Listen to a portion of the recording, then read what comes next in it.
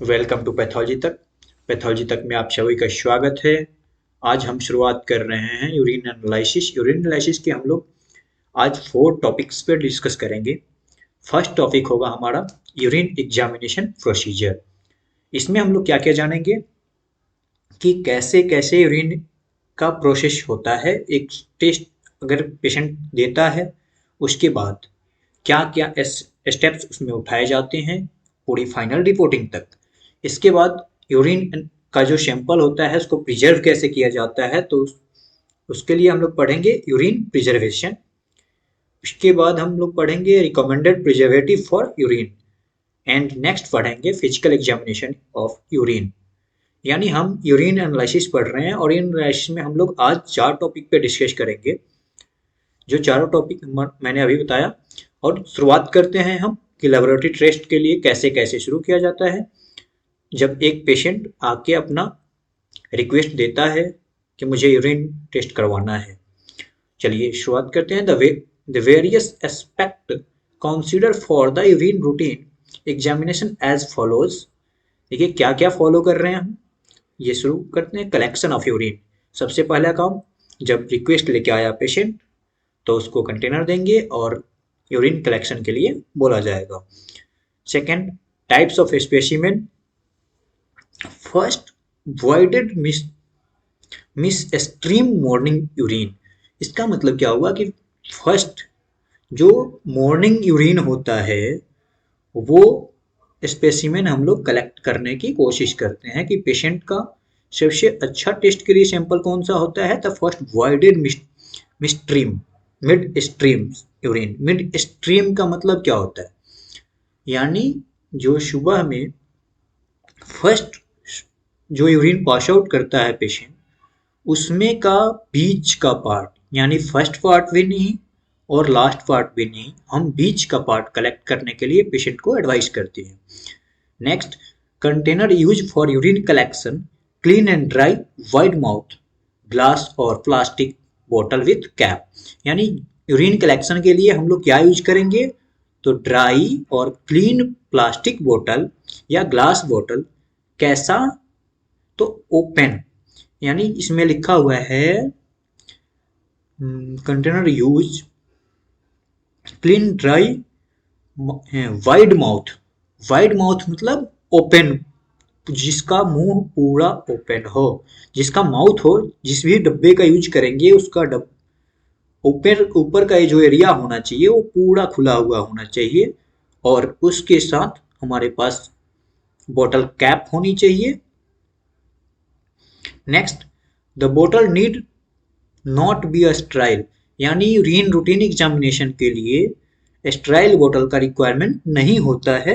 इसमें normal urine pot या normal glass urine pot आप यूज कर सकते हैं। Again, qualitative test, the morning urine is useful, however qualitative test are performed only on urine specimen collection for 24 hour. यानी देखिए जो qualitative test होता है उसके लिए मॉर्निंग यूरिन, अदरवाइज क्वांटिटेटिव के लिए 24 आवर यूरिन। अगर सिर्फ किसी पेशेंट का यूरिन रूटीन एग्जामिनेशन करना है जिसमें अपीयरेंस, ग्रेविटी, माइक्रोस्कोपी वगैरह करना है, ये सब टेस्ट करने हैं, तो उसके लिए मॉर्निंग यूरिन सैंपल। अदरवाइज कोई भी क्वांटिटेटिव टेस्ट करने हैं, यानी जो नंबर वैल्यू पर डिपेंडेंट टेस्ट होते हैं वो करना है, तो उसके लिए कि पेशेंट का 24 आवर यूरिन रिक्वायर्ड होता है। नेक्स्ट चलते हैं प्रिजर्वेशन। अब कोई भी पेशेंट जो 24 आवर यूरिन को प्रिजर्व कर रहा है उसके लिए क्या क्या करते हैं, तो बोल रहा है कि all specimen of routine urine analysis should be examined with while fresh. यानी जो भी रूटीन यूरिन एनालिसिस करना है तो उसमें हमें फ्रेश सैंपल की ही ज़रूरत होती है। उसमें हम प्रिजर्व सैंपल नहीं यूज करते हैं, उसमें अवॉइड करते हैं कि किसी भी पेशेंट का लंबे टाइम से कलेक्ट किया हुआ सैंपल नहीं करें। मैक्सिमम टाइम हम पेशेंट को सजेस्ट करते हैं कि फ्रेश सैंपल आप कलेक्ट करके लाइए। मॉर्निंग टाइम का। Okay, note the accepted change in the composition of urine stored at room temperature as a follows। देखिए, अगर आप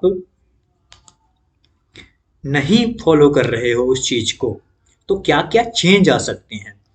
अगर कोई भी हम लोग कर रहे हैं कि पेशेंट का यूरिन सैंपल लिए और फ्रेश सैंपल का टेस्ट नहीं लगा के किसी कारणवश वो सैंपल 2 घंटे 4 घंटे 6 घंटे बाद परफॉर्म हो रहा है, तो उसमें क्या क्या चेंजेज आ सकते हैं। Lysis of red blood cells by hypotic hypotonic urine. अब हाइपोटोनिक यूरिन क्या होता है? Lysis of red blood cell by hypotonic urine, यानी रेड ब्लड सेल का लाइसिस होने लगता है। उसके आगे डिकम्पोजिशन ऑफ कास्ट, यानी कंपोजिशन जो होता है कास्ट का वो डिकम्पोज होने लगता है, डिकम्पोजिशन होने लगता है।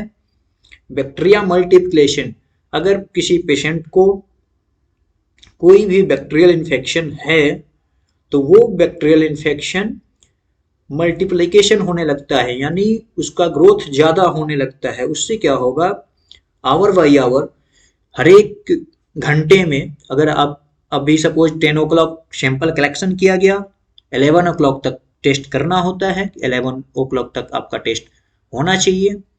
अगर नहीं हो रहा है उसके बाद प्रत्येक घंटे में बैक्टीरिया अपने आप को मल्टीप्लाई कर लेता है।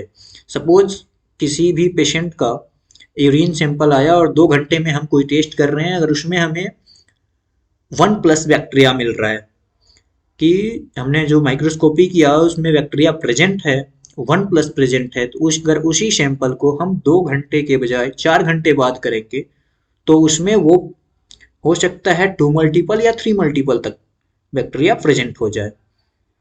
Decrease in glucose level, glucose का जो लेवल होगा वो डिक्रीज हो जाएगा, यानी किसी पेशेंट का 3+ ग्लूकोज आना चाहिए माइक्रोस्कोपी एग्जामिनेशन में, सॉरी केमिकल एग्जामिनेशन में, वो नहीं आके 1+ 2+ आएगा due to bacterial growth.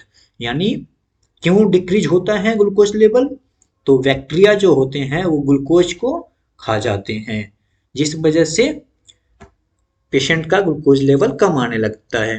Formation of ammonia from urea, यानी यूरिन में अमोनिया का फॉर्मेशन होने लगता है। कैसे? तो यूरिया के माध्यम से, by the action of bacteria, यानी यूरिया और बैक्टीरिया मिलके एल्कलाइन फॉर्म जनरेट करते हैं। उसके वजह से यूरिन क्या हो जाता है, एल्कलाइन हो जाता है और उसमें अमोनिया प्रेजेंट हो जाता है। नेक्स्ट चलते हैं, हमारा सबसे इंपॉर्टेंट कि प्रिजर्वेटिव कौन कौन सा यूज किया जाता है। यूरिन प्रिजर्वेशन के लिए कौन कौन सा प्रिजर्वेटिव यूज किया जाता है, इसमें हम पढ़ेंगे कि recommended preservative for urine are as follows. तो हमने इसमें 3 कॉलम बना रखे हैं, एक में होगा प्रिजर्वेटिव, दूसरा होगा कंसंट्रेशन और तीसरा होगा लिमिटेशन। अब इसका मतलब क्या है, ये मेनली इंपॉर्टेंट है एक लैबोरेटरी स्टाफ के लिए, ये किसी पेशेंट के लिए नहीं है। किसी भी पेशेंट को इस चीज की जरूरत नहीं है, क्योंकि कोई पेशेंट है वो अपना सैंपल आपको लैब की टेस्टिंग के लिए दिया, तो उसको प्रिजर्व करने की जरूरत नहीं है, प्रिजर्वेटिव डालने की जरूरत नहीं है। चलिए, सबसे पहला टोल्यून। टोल्यून जो होता है वो एक टाइप का केमिकल है जो यूरिन के ऊपर वर्क करके यूरिन को बैक्टीरियल ग्रोथ से बचाता है। तो ये कैसे करता है वर्क और कितना यूज किया जाता है, तो पर 100 ml में 2 ml यूज किया जाता है। 2 ml urine, sorry 2 ml toluene use in 100 ml of urine. कैसे काम करता है, तो it float on the surface of urine, यानी ये यूरिन के आउटर सरफेस पे फ्लोट कर जाता है। गुड फॉर केमिकल कॉन्स्टिट्यूएंट्स, यानी ये किस चीज के लिए अच्छा होता है, तो केमिकल रिएक्शन के लिए। इसको यूज करने के बाद केमिकल रिएक्शन चांसेस कम होता है। कि एक टाइमिंग तक वो खराब नहीं होंगे। It is not effective it is if bacteria are already present in urine, यानी किसी भी पेशेंट के अंदर ऑलरेडी बैक्टीरिया है तो उसमें टोल्यून जो होता है वो वर्क नहीं करता है, क्योंकि उसमें बैक्टीरिया प्रेजेंट होने के वजह से ये यूरिन के सरफेस पे फ्लोट नहीं कर पाएगा। Okay, next one, formalin. अब ये फॉर्मलिन जो होता है ये बेसिकली होता है गैसी फॉर्म में, बट ये लिक्विड फॉर्म में इसको लाने के लिए 37 टू 40% डाइल्यूट किया जाता है और उसका यूज किया जाता है 3 ड्रॉप पर 100 ml।